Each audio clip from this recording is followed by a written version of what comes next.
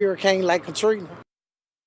Right now, Tropical Storm Gordon is gaining strength as it heads right for the Gulf Coast. It is expected to hit the coast later today as a Category 1 hurricane. This morning, states of emergency have already been declared in Mississippi and Louisiana.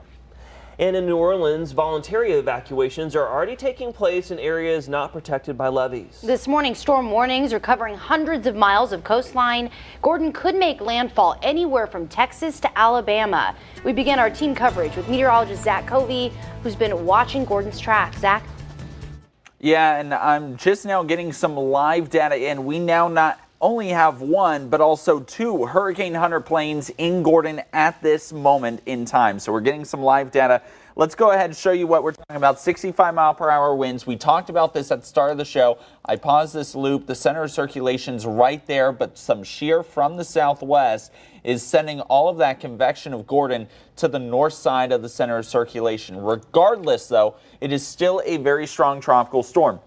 Now, like I said, we have two Hurricane Hunter planes out there, one of which is a NOAA P3 Hurricane Hunter. That's the one that's gone through Gordon. You see the second one at just underneath the banner on the top left of your screen. That one should reach the storm in about 30 minutes. The NOAA one in there right now has a tail Doppler radar that's very important in getting an idea of how that inner core is built. We're going to get a lot more updates on Gordon over the next hour, guys. We'll keep you updated. Officials and people in Gordon's path are making last-minute preparations ahead of the storm. That's right. As we told you, the governors of Mississippi and Louisiana have already declared states of emergency there. Schools in New Orleans are closed. Some areas could see as much as 8 inches of rain after Gordon dumped torrential rain across South Florida and the Keys last night. Turning now to political headlines, President Donald Trump's second nominee to the Supreme Court, Judge Brett Kavanaugh, will be facing lawmakers on Capitol Hill today. Today's hearing is the first day of what's expected to be a tough fight in his confirmation hearings. We go now live to our national correspondent. Yeah, Christine Frizzell standing by live this morning out of our D.C. bureau with a look at what is at stake this morning. Good morning.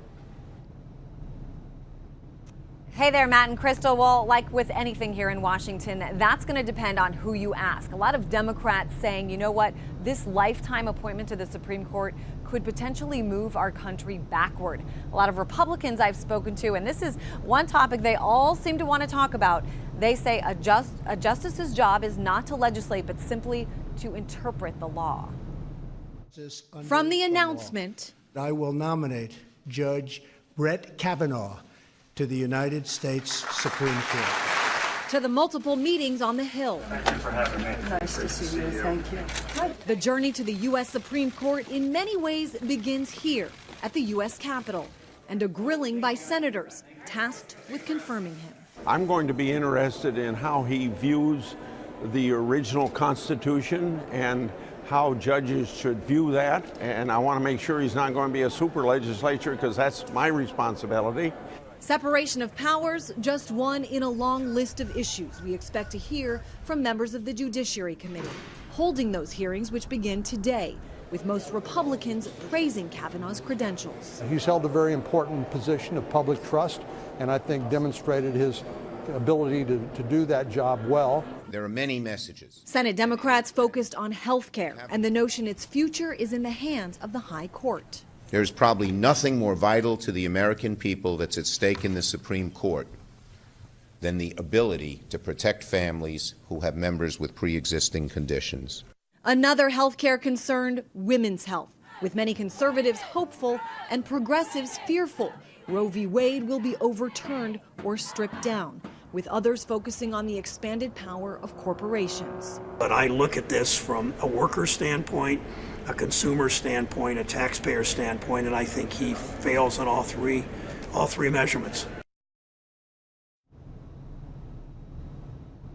As far as what we don't expect to see, we don't expect Brett Kavanaugh to answer questions about how he would rule on specific cases. This is very historically traditional for anyone coming through the confirmation process. What we do expect, well, some high drama, and that's actually started a little early. The hearing's not until 9:30 this morning, but that sort of started last night when a lawyer for the George W. Bush administration released 42,000 additional documents from Brett Kavanaugh's past.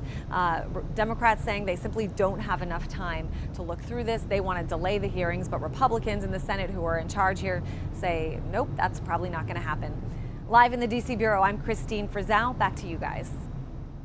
Thank you, Christine. Also around the nation this Tuesday, a fast-spreading wildfire cut Labor Day weekend short for campers in California. Authorities had to evacuate 3 campgrounds in the Tahoe National Forest. This morning, that fast-moving wildfire has already grown to more than 650 acres. The fire also caused major traffic problems last night. That's because police told drivers to avoid I-80, which was already packed with heavy Labor Day traffic. A Georgia police officer is in serious condition after being shot by a shoplifting suspect outside of Atlanta. It all started when police responded to a call about shoplifters at a Walmart yesterday afternoon. Officers arrested 2 suspects, but a third ran away. Investigators say that man, 21-year-old DeMonta Fleming, shot Officer Matt Cooper in the head. They say Fleming shot and killed himself a few minutes later. Officials say the incident shows just how dangerous being a police officer can be. There is no such thing as a routine call. You know, we're trained to believe that when we go to the police academy, and today's an example of that there is no such thing as a routine simple call, that things can turn bad and ugly in a heartbeat, and they did in this case. Police say Officer Cooper is a former military member and has been with the Covington Police Department for 6 years. A heartbreaking accident in the middle of a parade took the life of an 8-year-old boy in Colorado. Investigators say the boy was riding on a church float in a Labor Day parade when he fell off and the float ran over him, or hit him, that is. First responders rushed him to the hospital, but doctors could not save him. So far, investigators have not released that boy's name. In news around the Carolinas now, University of South Carolina students can now buy the anti-overdose drug Narcan without a prescription. The college pharmacy is selling Narcan over the counter. USC officials say they've already trained law enforcement and student health services workers on how to treat opioid overdoses. Now they wanted to take it a step further. Narcan would cost students $125, but officials have filed for a grant to make it free. 14 organizations are getting more than $2 million to fight bycatching. Bycatching is when commercial fishing nets also catch and kill threatened or endangered animals like dolphins, turtles, or sharks. One of those NOAA grants is going to a Duke University's bycatch reduction engineering program. The project works to save sea turtles from bycatching off North Carolina's coast. Happening today, the Myrtle Beach Fire Department and Safe Kids PD is hosting a child seat safety class. It is from 5 until 7 tonight at Fire Station 6. Firefighters will show you how to install child seats properly and share information about South Carolina laws and restrictions. The class is free, but there's only a limited amount of space, so you need to call that number right there on your screen to get signed up, or if it is filled by the time you call, you can ask about future classes. Keep it right here. Our pet of the week is coming up. That's right. We'll tell you how you can get involved to help furry friends across our area. And we're also tracking other storms besides Gordon in the tropics. What other 2 waves there are and where they are right now, that's still ahead. Stay with us. A lot more GMC continues after the break. And take a look at this, a beautiful new home for these beautiful birds. We're here at SC Cares. Coming up, find out how you can help.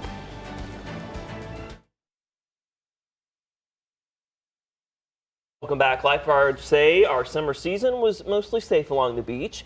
They say there were no drownings in Surfside Beach, Garden City, or North Myrtle Beach. There were 2 drownings, though, in Myrtle Beach, as well as another death in the ocean that is still being investigated. Although there were not many drownings along the Grand Strand overall, lifeguards still stayed busy. Earlier in the season, we did have a large number of rescues. Several of the rescues did also involve multiple victims. In this area particularly, we did have what we call a permanent rip current. Surfside Beach and Garden City's beach service had about 30 water rescues overall.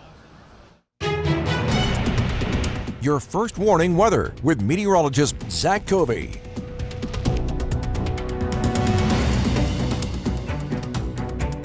All right, well, temperatures continue to stay pretty mild at least over the next hour, and then we're going to warm up. We're in the 70s right now. Water temperature sitting at 84 degrees, 76 in Myrtle Beach, 75 in Florence. Look at Manning at 70, Sumter at 72.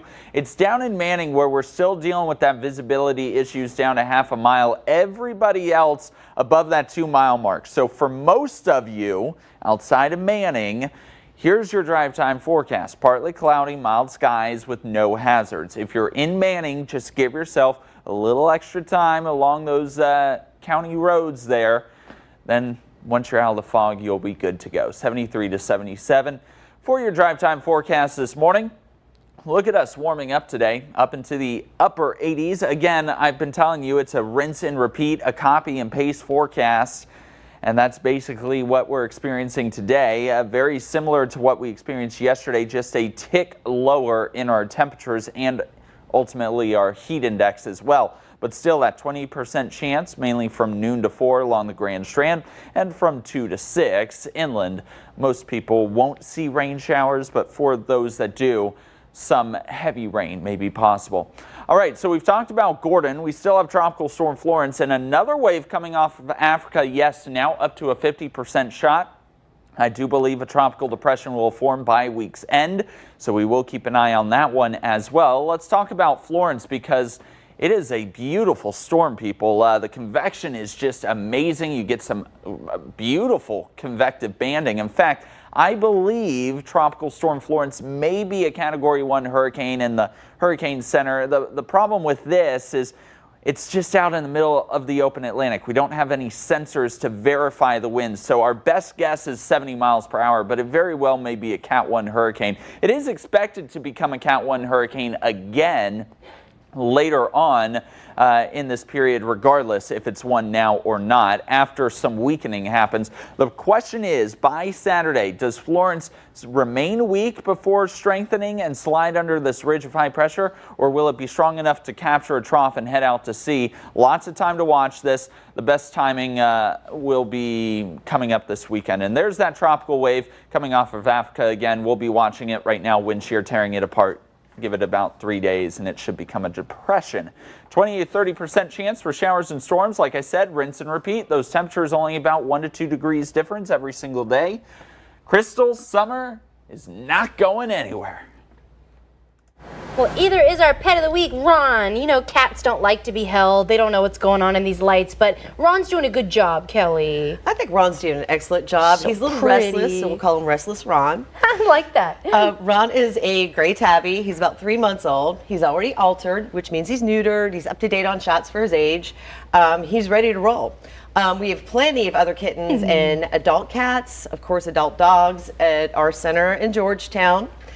So come and see us, see our adoptable saints. This weekend we will be at Coastal, Chevrolet, Cadillac, Nissan, and Polly's Island. We'll have our saints out there. Come see us. We'll also be at PetSmart Surfside on Sunday with other adoptable animals, and always at our shelter. We're open 7 days a week, and we're always open for adoption. So come see our saints. Find your forever friend. Absolutely. Adopting is so special. Hey, you got it all out there. You're a great spokesperson for the shelter. Oh, thank you. It's also National Wildlife Day, so we have Amanda out at SC Cares, another low country staple. A great place. They do amazing work. Absolutely, as do you down in Georgetown. So definitely go see if this is your new best friend. 3 months old, Mr. Ron, right? That's right. He's ready to go. He's only restless. He's on live television. He's going to be great in your home.